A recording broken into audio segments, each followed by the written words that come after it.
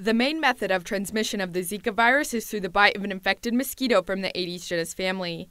4 out of 5 people who contract Zika have no symptoms.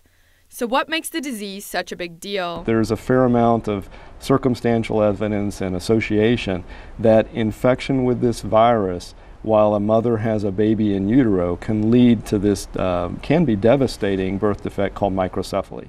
Microcephaly is a congenital condition where the infant's head does not fully develop, and there has been an increase in some cases where Zika has broken out in South America, but further research needs to be conducted to find a connection between the two. Dr. Mark Rupp, an infectious disease specialist at Nebraska Medical Center, says there are some who are more at risk than others if they contract the disease. If you were a young woman who was pregnant and you went to Brazil or you went to somewhere in Latin America where this virus was now being spread, sure, you should have some concerns.